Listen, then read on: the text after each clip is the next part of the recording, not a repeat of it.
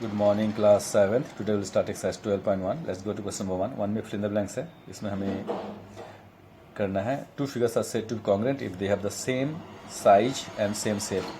Size और shape बराबर होनी चाहिए, ठीक है। एंड शेप मतलब इक्विलेटरल ट्रायंगल है तो दोनों के दोनों इक्विलेटरल होना चाहिए और साइज भी सेम होना चाहिए। एंगल की वैल्यू सेम होनी चाहिए, साइड्स की लंबाई सेम होनी चाहिए। अब सुपर इम्पोजिशन का मतलब होता है कि दो दो ट्रायंगल को एक ऊपर एक बैठाना, ठीक है। तो इसके बारे में बात करें बाद में। पहले हम दो ट्रायंगल को एक ऊपर एक बैठाएंगे तो दोनों figure the two figures can be done by combination of translation rotation and. तो दो फिगर का सुपर इम्पोजिशन कैसे हो सकता है? जो होता है और रोटेशन से आप बैठा सकते हैं, ट्रांसलेशन से बैठा सकते हैं, और एक रिफ्लेक्शन, रिफ्लेक्टेड इमेज जो होता है, रिफ्लेक्टेड, यहाँ पर लिख लेते हैं रिफ्लेक्शन, रिफ्लेक्टेड इमेज होता है एक दूसरे का, उसको बैठना चाहिए। दोनों का सेम होता है हर तरह से। Twisting stretching of figures is not allowed. तो स्ट्रेच नहीं कर सकते किसी फिगर को, आप लंबा चौड़ा नहीं कर सकते, नॉट अलाउड। यहाँ लिखना पड़ेगा नॉट अलाउड।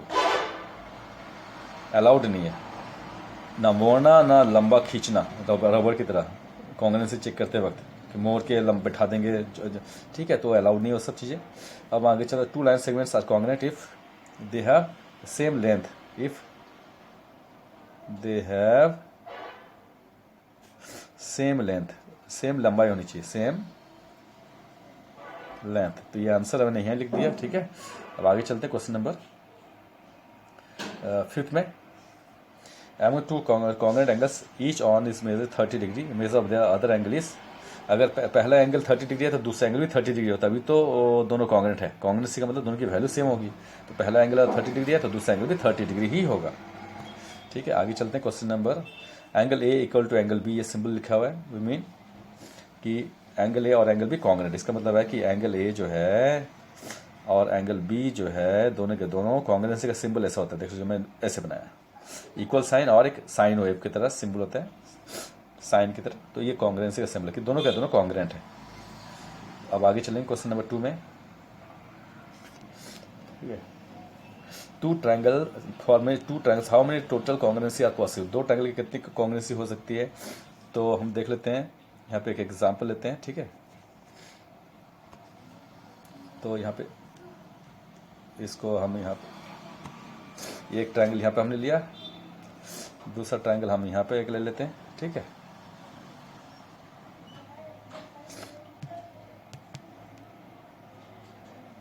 ठीक है, अब इसमें हम बात करते हैं। अब मान लें इस ट्रायंगल का नाम है आपका ए बी सी, और इस ट्रायंगल का नाम लेते हैं पी क्यू आर, ठीक है। अब ये ले लेते हैं कि मान लो कि एंगल ए और एंगल ए और एंगल पी इक्वल है। उसके बाद एंगल बी और एंगल क्यू इक्वल है। और एक लेते हैं साइड, ले लेते हैं ये ए बी साइड और पी क्यू साइड इक्वल है। तो ये दोनों कॉन्ग्रुएंट होंगे। तो हमें इसमें लिखना भी पड़ेगा कौन सी कॉन्ग्रुएंसी से कॉन्ग्रुएंट होंगे। तो in triangle A B C and triangle P Q R में हम क्या बोलेंगे, हमने क्या माना कि एंगल ए जो है एंगल पी के इक्वल है, एंगल बी जो है एंगल क्यू के इक्वल है, और ए बी लाइन की जो लंबाई है पी क्यू लाइन की लंबाई के इक्वल है। तो हमने दो एंगल लिया और एक साइड लिया, तो ये ए ऐसे थ्योरम, इसको बोलते हैं एंगल, ये साइड और एंगल, ए ऐसे बोला जाता है एंगल साइड एंगल थ्योरम से कॉन्ग्रुएंसी होगी, दोनों कॉन्ग्रुएंट कहलाएंगे, ठीक है। तो हम ये लिख देंगे ट्रायंगल ए बी सी जो है is congruent to triangle P Q R, और यह रीजन दे देंगे by angle side angle congruency rule, congruency, ठीक है, रूल, इससे कॉन्ग्रुएंट हो गए। अब दूसरा एक लेते हैं, ठीक है। यहाँ पे एक लेते हैं, नेक्स्ट यहाँ ले लेते हैं, और इसका नाम यहाँ पे देते हैं सेम वही देते हैं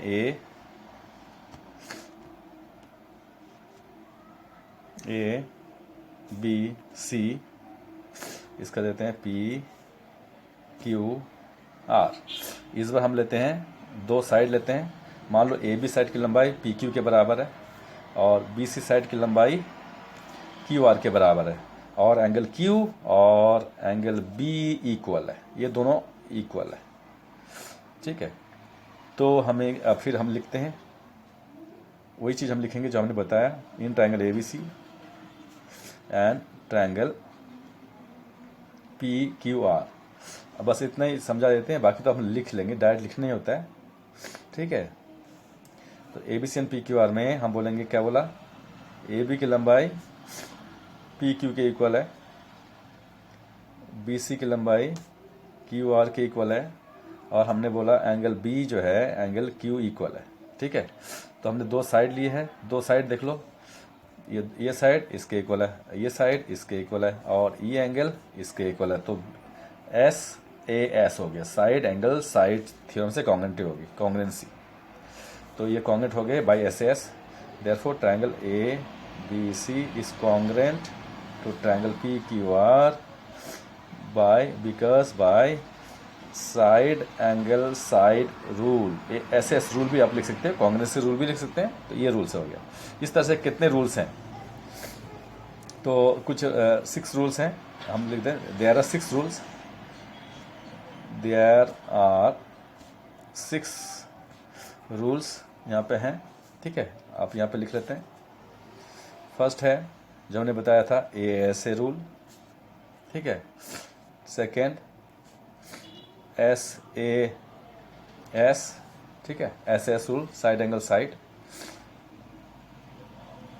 थर्ड एस एस एस भी आप लिख सकते हो। फोर्थ आर एच एस भी आप ले सकते हो। ठीक है, ए नहीं होता है, ए नहीं होता है, ए एस भी हो सकता है। ठीक है, फिफ्थ आपका होता है ए एस रूल भी हो सकता है। ठीक है, ए नहीं होगा, वो अलाउड नहीं है, हमने एस एस भी ले लिया। ठीक है, और 6 आप ए एस एस रूल भी आप ले सकते हो, ऐसे आप ले सकते हो इतना। ठीक है, आज के बाद अब इसके बाद हम दूसरा क्वेश्चन में चलते हैं। क्वेश्चन नंबर 2 हो गया 3, give 5 real example of congruent shapes. Congruent shapes के हमें रियल एग्जाम्पल लिखने हैं। तो क्वेश्चन नंबर 3 ये तो आपको खुद करना चाहिए। तो हम बोल देंगे पहला जो रियल एग्जाम्पल कॉन्ग्रेंसी का, वो blades of the fan. Fan के ब्लेड्स आपके घर के ऊपर छत अपने फ्लोर में लगा के रखे हैं, सब में blades of fan, of A fan. Fan का जो ब्लेड होता है एक दूसरे के कॉन्ग्रेंट होते हैं, उनको एक के ऊपर एक बैठाओगे तो बैठ जाएगा। ठीक है, सेकेंड विंडो पेंस। विंडो का जो पेंस होता है, कांच के विंडो होते हैं, विंडो पेंस, वो सेम शेप होते हैं, सेम साइज, कॉन्ग्रेंसी होती है उनमें। ठीक है, उसके बाद विंडो पेंस हो गया। थर्ड जो हो गया आपका, हम ले लेंगे एग्जाम्पल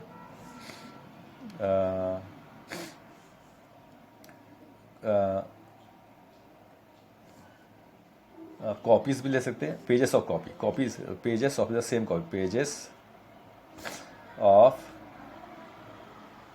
ए कॉपी। कॉपी का जो पेज होता है वो कॉन्ग्रेंट होते हैं, एक दूसरे के कॉन्ग्रेंट होते हैं, सेम साइज सेम शेप होते हैं, रेक्टेंगल शेप में होते हैं या जैसे भी होते हैं। ठीक है, तो वो सेम साइज सेम शेप होते हैं। तो थर्ड हो गया।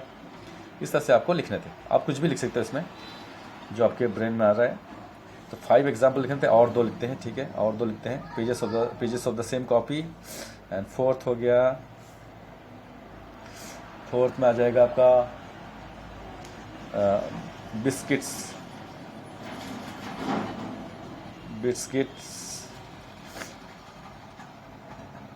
Of in A packet. Biscuits in A packet लिख देते हैं, इन ए पैकेट। पैकेट के अंदर जो बिस्किट होता है वो सारे एक दूसरे के कॉन्ग्रेंट होते हैं, इन ए पैकेट, इसलिए पैकेट की बात कर रहा हूँ। एक पैकेट के अंदर जो बिस्किट है वो कॉन्ग्रेंट है। फिफ्थ की बात करेंगे, petals of a flower. Flower के पेटल्स भी कॉन्ग्रेंट हो सकते हैं, पेटल्स अप्रॉक्स होते हैं, लेकिन ये क्योंकि ये छोटे बड़े शायद हो भी सकते, पेटल्स ऑफ फ्लावर हो सकते हैं, ऑफ फ्लावर। या जो हमारे आँखें हैं, वेयर आवर आइज, वो कॉन्ग्रेंट हैं। पेटल्स ऑफ फ्लावर, क्योंकि छोटे बड़े भी हो सकते हैं, मैक्सिमम कॉन्ग्रेंट हो सकते हैं, बोल सकते हैं। आगे चलते हैं, तो ये नेचुरली होता है। अब क्वेश्चन नंबर हम 4 में जाएंगे। ABC एंड FED कॉन्ग्रेंट है, ठीक है, तो उसके कॉरस्पॉन्डिंग पार्ट्स को हमें लिखना है। तो लिखेंगे यहाँ पे क्वेश्चन नंबर ये 5 था, 5 में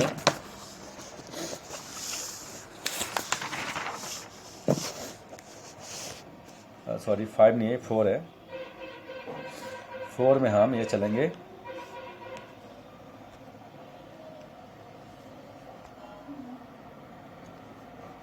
उसके बाद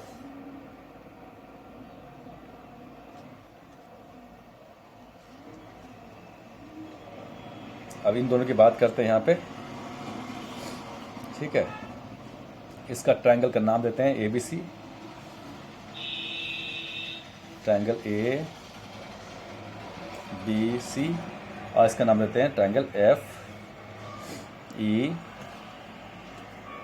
FED। तो अभी मैं कॉन्ग्रुएंसी की बात करेंगे, तो ये जो है ना एंगल A मान लेते हैं, अगर ये दोनों कॉन्ग्रुएंट है, ये दोनों कॉन्ग्रुएंट है, ये बोल दिया गया है, तो एंगल A और एंगल F इक्वल है, ये तो कंफर्म है। फिर एंगल B और एंगल E इक्वल है, तो ट्रायंगल ABC को उठा के अगर FED के ऊपर बैठाएंगे तो बैठ जाएगा। और एंगल C और एंगल D इक्वल होगा, तो ये 3 चीज़ें हो गई हैं। फिर EF की लंबाई किसके इक्वल है? AB के इक्वल है। BC की लंबाई किसके इक्वल है? DE के इक्वल है।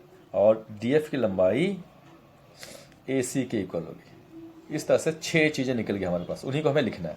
तो यहाँ पे लिखते हैं नीचे 6 कॉरस्पॉन्डिंग पार्ट्स, इन्हीं को कहा जाता है कॉरस्पॉन्डिंग पार्ट्स, जो होंगे 6 है हमारे पास कॉरस्पॉन्डिंग। ये तो डायग्राम के साथ हमने दिखाया, अब हमें लिखना है, इनको लिखना इंपॉर्टेंट है। जो फर्स्ट है एंगल A जो है एंगल F के इक्वल है, फर्स्ट पार्ट हमने जो बताया आपको। Second part angle B angle E के इक्वल है। Third part angle C angle D के इक्वल है। Fourth part AB equal to FE या EF लिख सकते हैं। उसके बाद fifth part BC equal to ED या DE भी लिख सकते हैं। एंड सिक्स पार्ट, ठीक है, AC इक्वल टू FD या DF भी लिख सकते हैं। इस तरह से 6 पार्ट हो गए, यही आपका आंसर है। आप ड्राइंग ना करें तो भी चलेगा, लेकिन ये लिखना जरूरी है। ये लिखने जो हमने लिखा है यहाँ पे कॉरस्पॉन्डिंग पार्ट्स, ये दिस इज इंपॉर्टेंट। आप क्वेश्चन नंबर 5 में जाएंगे। क्वेश्चन नंबर 5 में फोर्थ की तरह ही है, तो इसके कॉरस्पॉन्डिंग पार्ट्स हम लिखना है एंगल E के और EF, इसके चारों के। तो हम लिखते हैं, शुरू करते हैं। एक डायग्राम रफली बना लेते हैं यहाँ पे क्वेश्चन नंबर 5 के लिए, ठीक है। उसके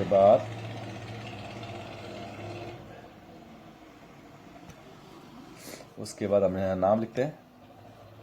इसका नाम देते हैं BC या BCA। इसका नाम देते हैं DEF DEF। ये दोनों कॉन्ग्रुएंट है। अब हम देखते हैं एंगल E किसके इक्वल है। तो एंगल E जो है एंगल C के इक्वल आपको दिखाई देगा अगर इसको उठाएंगे बराबर, ठीक है। तो एंगल E और C इक्वल है, तो वही हमें यहाँ लिखना है।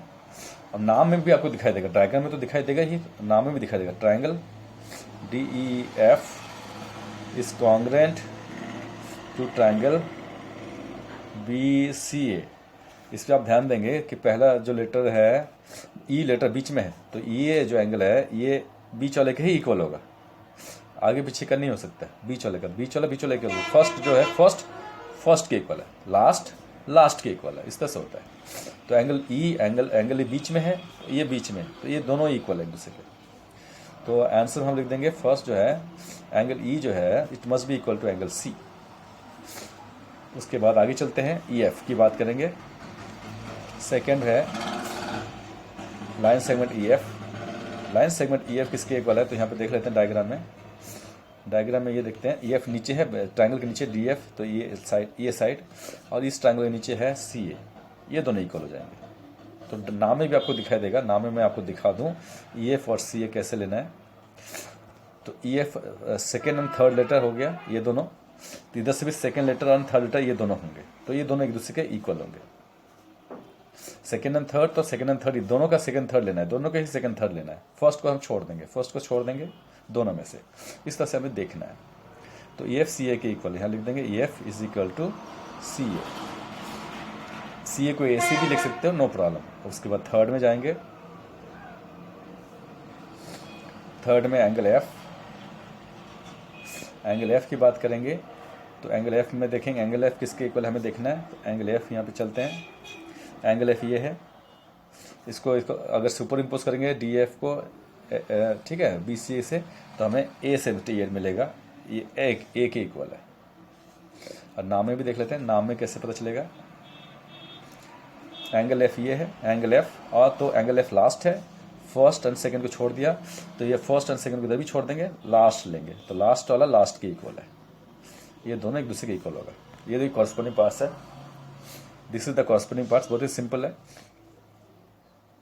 तो हम यहाँ लिख देंगे एफ जो है एंगल ए के इक्वल है। अब फोर्थ में जाएंगे, डी एफ किसके इक्वल हम देखेंगे। तो डी एफ जो ये साइड है, ये साइड किसके इक्वल है उधर देखना है। तो डी एफ को अगर सुपर इम्पोज करेंगे तो ये बी ए के ऊपर बैठेगा, ठीक है, इसको उठा के एकदम इसके ऊपर बैठाएंगे तो बी एफ के ऊपर बैठेगा, बी ए के ऊपर डी एफ जो है। तो ये दोनों कॉन्ग्रुएंट है, एक दूसरे के इक्वल है। नाम में भी आप देख सकते हो, नाम में डी एफ में D F first and last letter हमें लेना है, बीच वाले को नहीं लेना है। तो इधर से फर्स्ट एंड लास्ट हम लेंगे और बीच वाले को नहीं लेंगे। तो डी एफ बी ए के इक्वल है, इससे भी आपको पता चल जाएगा, ठीक है। इसको भी लिख लेते हैं।